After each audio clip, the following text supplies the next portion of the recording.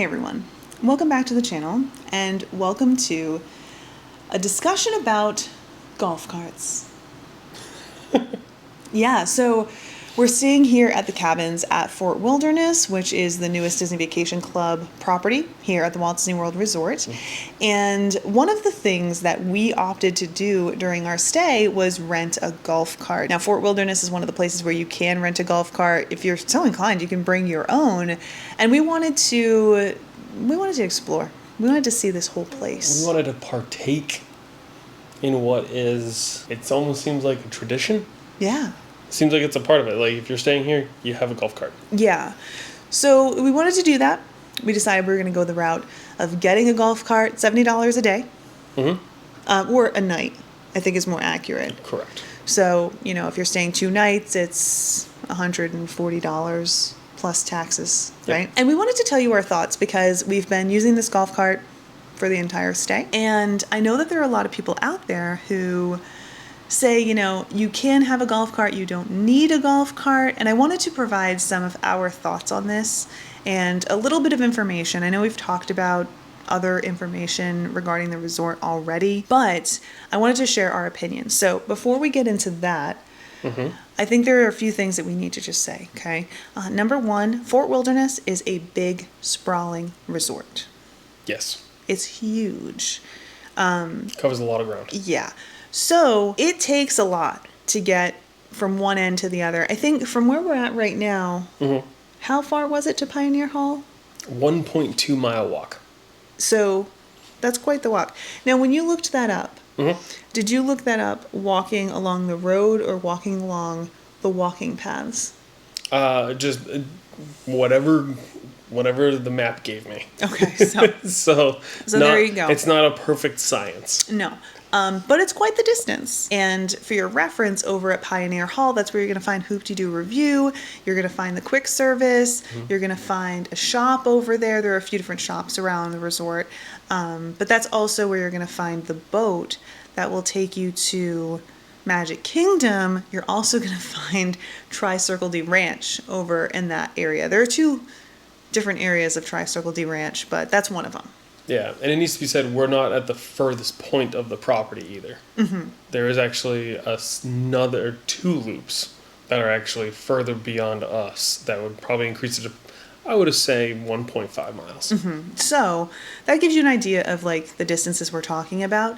Now, here at Fort Wilderness, there are a few different options for getting around beyond golf carts. So, of course, you can walk. They do have walking paths that you can take. Of course, there are sidewalks along the roads. There are some places where there are no sidewalks.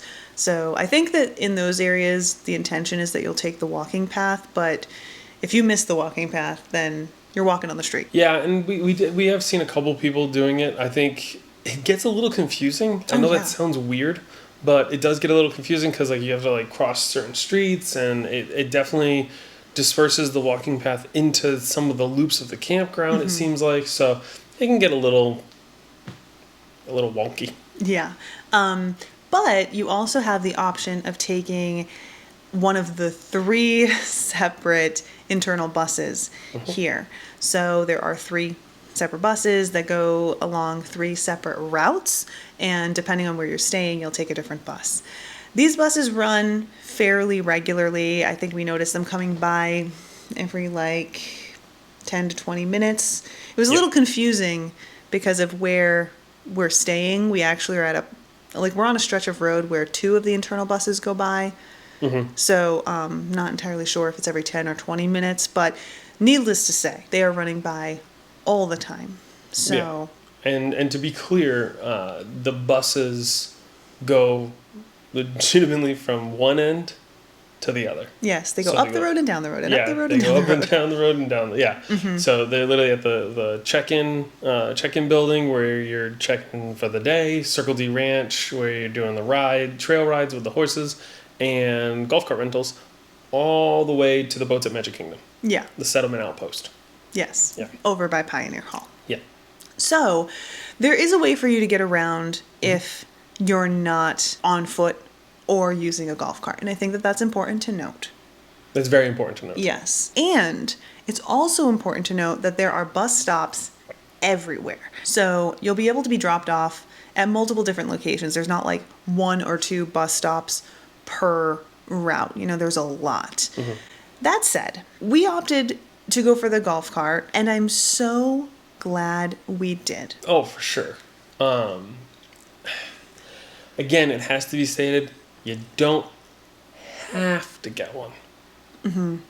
But I feel like you're missing out if you don't, because it is part of this experience. It's part of this experience, and I think that that's like a really important little detail to include. But here's the thing about renting a golf cart, and I'm especially talking to those of you who are going to be bringing your own car here, and you're thinking, I'll have my own car. I don't need a golf cart. I don't need to take the internal bus. You're going to want to pay attention to this. This resort, Fort Wilderness, both the cabins and the campgrounds, it's designed for people to be moving around on golf carts. It's not designed for cars. And while you can take the internal bus and you can do other things like rent bicycles, I'm pretty sure you can rent bicycles, right? You can bring your own bicycles. You can use those to get around.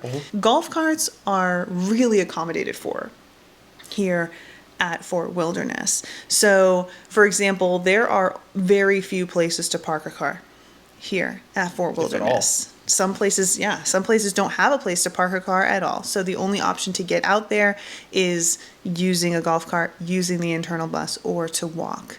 So that's really important to keep in mind if you're thinking, I definitely want to just drive my own car. It's not going to work if you want to go to Pioneer Hall and go to the quick service. And it's very limited parking, like 15 minutes for some of the little shops that are nearby, and there's only like 2 or 3 spots. So you really can't rely on your own car to get around. That's not something you have to worry about if you have a golf cart. There are a ton of golf cart parking lots, which is very difficult to say, throughout the entire resort. So you can easily take your golf cart to Pioneer Hall, park in the lot. They do have some charging areas over there, so you can charge it if you are in need of a top-up. They have parking over by the pools. They have parking over by, oh goodness, like every place around this resort has golf cart parking. I was like, if you're going to a place, there's golf cart parking. Yes. So it's really great because you can just jump in your golf cart and go, and you can get your food and bring it back to your cabin. You don't have to sit there at Pioneer Hall and eat, especially if there's only outdoor seating available. It's also kind of nice to be able to get where you're going. Even though you don't have AC in your golf cart, you do have that little bit of shade, so that's nice as well. Now, I feel personally like we had so much freedom because we had the golf cart. Yeah, I think we had so much freedom, but we also had additional time. Time is money when it comes to the golf cart, and I think anyone would agree with this. It's no less than like having a car at a regular resort. The argument of, well, I can just take my car and not have to wait for a bus. Which is especially true when we're talking about going to other little places around the resort. It's not always true when we talk about going to the theme parks, because you have to park and like go all the way through the parking lot.